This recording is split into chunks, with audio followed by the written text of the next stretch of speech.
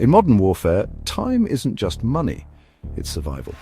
And knowing what's happening hundreds of miles away without risking a single pilot is the ultimate edge.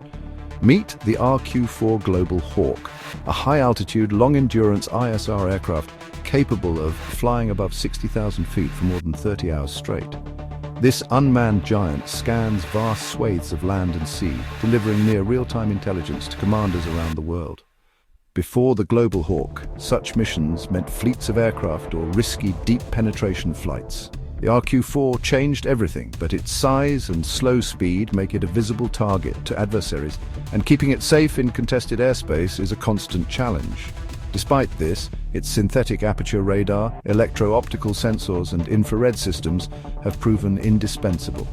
From monitoring troop movements in Afghanistan to aiding disaster relief in Japan after the 2011 tsunami, the Global Hawk's endurance and coverage have made it a vital player in both combat and humanitarian missions.